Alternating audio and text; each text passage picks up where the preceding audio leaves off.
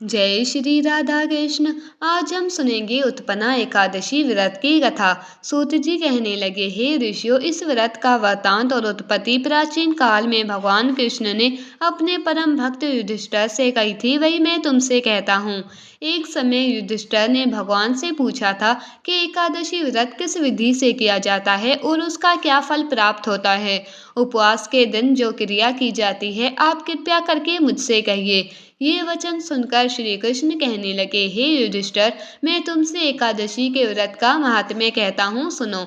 सर्वप्रथम हेमंत ऋतु में माघशीष मास के कृष्ण पक्ष की एकादशी से इस व्रत को प्रारंभ किया जाता है। दशमी को सायंकाल भोजन के बाद अच्छी प्रकार से दांतुन करें, ताकि अन्न का अंश मुंह में रह न जाए। रात्रि को भोजन कदापि ना करें, न अधिक बोले। एकादशी के दिन प्रातः 4 बजे उठकर सबसे पहले व्रत का संकल्प करें। इसके पश्चात शौच आदि से निवृत्त होकर शुद्ध जल से स्नान करें। व्रत करने वाला चोर, पाखंडी, पर स्त्रीगामी, निंदक तथा किसी भी प्रकार के पापी से बात ना करें। स्नान के पश्चात धूप, दीप, नैवेद्य आदि 16 चीजों से भगवान का पूजन करें और रात को दीपदान करें। रात्रि में सोना या प्रसंग नहीं करना चाहिए। सारी रात भजन, कीर्तन आदि करना चाहिए। जो कुछ पहले जाने अनजाने में पाप हो गए हों, उनकी क्षमा मांगनी चाहिए। धर्मात्मा पुरुषों को कृष्ण और शुक्ल दोनों पक्षों की एकादशियों को समान समझना चाहिए। जो मनुष्य इस विधि के अनुसार एकादशी का व्रत करते हैं, उन्हें शंख उद्धार तीर्थ में स्नान करके भगवान के दर्शन करने से जो फल प्राप्त होता है, वो एकादशी व्रत के 16वें भाग के भी समान नहीं है। व्यतिपात के दिन दान देने का लाख गुना फल होता है। संक्रांति के 4 लाख गुना तथा सूर्य चंद्र ग्रहण में स्नान दान से जो पुण्य प्राप्त होता है, वही पुण्य एकादशी के दिन व्रत करने से मिलता है। अश्वमेध यज्ञ करने से 100 गुना तथा 1 लाख तपस्वियों को 60 वर्ष तक भोजन कराने से 10 गुना, 10 ब्राह्मणों अथवा 100 ब्रह्मचारियों को भोजन कराने से 1000 गुना पुण्य भूमि दान करने से होता है। उससे 1000 गुना पुण्य कन्यादान से प्राप्त होता है। इससे भी 10 गुना पुण्य विद्या दान करने से होता है। विद्या दान से 10 गुना पुण्य भूखे को भोजन कराने से होता है। अन्नदान के समान इस संसार में कोई ऐसा कार्य नहीं जिससे देवता और पितर दोनों तृप्त हो, परंतु एकादशी के व्रत का पुण्य सबसे अधिक होता है। 1000 यज्ञों से भी अधिक इसका फल होता है। इस व्रत का प्रभाव देवताओं को भी दुर्लभ है। रात्रि को भोजन करने वाले को उपवास का आधा फल मिलता है और दिन में एक बार भोजन करने वाले को भी आधा ही फल प्राप्त होता है। जबकि निर्जल व्रत रखने वाले का महात्म्य तो देवता भी वर्णन नहीं कर सकते। युधिष्ठिर कहने लगे, हे भगवान, आपने हजारों यज्ञ और लाख गौदान को भी एकादशी व्रत के बराबर नहीं बताया, सो ये तिथि सब तिथियों से उत्तम कैसे हुई, कृपया करके बताइए।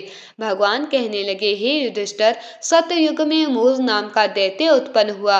वो बड़ा बलवान और भयानक था। उस प्रचंड दैत्य ने इंद्र, आदित्य, वसु, वायु, अग्नि आदि सभी देवताओं को पराजित करके भगा दिया। तब इंद्र सहित सभी देवताओं ने भयभीत होकर भगवान शिव से सारा वृतांत कहा और बोले, हे कैलाशपति, मूढ़ दैत्य से भयभीत होकर सब देवता मृत्यु लोक में फिर रहे हैं। तब भगवान शिव ने कहा, हे देवताओं, तीनों लोकों के स्वामी, भक्तों के दुखों का नाश करने वाले भगवान विष्णु की शरण में जाओ, वही तुम्हारे दुखों को दूर कर सकते हैं।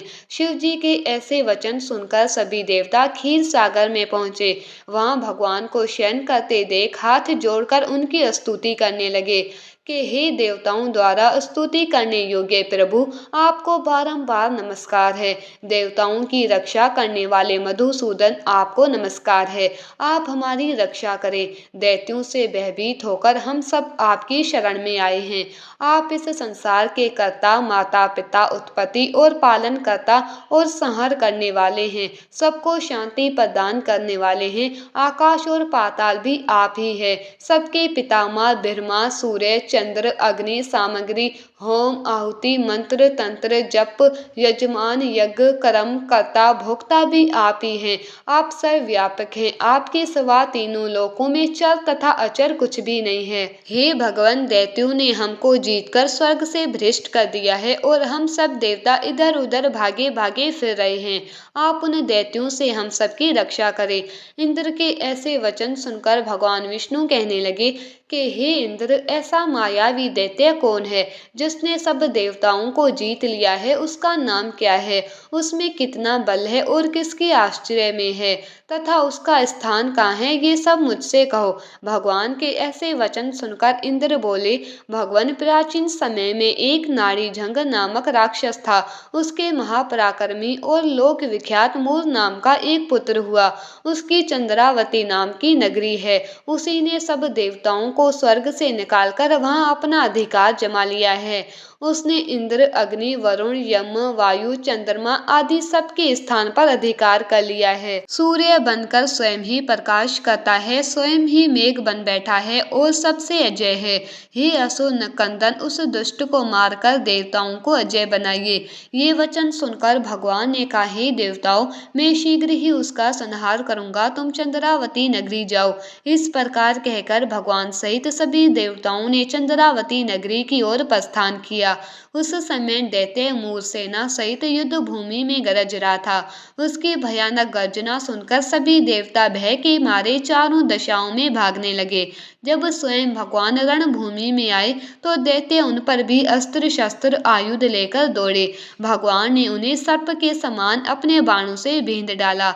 बहुत से दैत्य मारे गए, केवल मूर बचा रहा। वो अविचल भाव से भगवान के साथ युद्ध करता रहा। भगवान जो भी तीक्ष्ण बाण चलाते वो उसके लिए पुष्प सिद्ध होता। उसका शरीर छिन्न भिन्न हो गया, किंतु वो लगातार युद्ध करता रहा। दोनों के बीच मल्ल युद्ध भी हुआ। 10,000 वर्ष तक उनका युद्ध चलता रहा, किंतु मोर नहीं हारा। थक कर भगवान बद्री का आश्रम चले गए।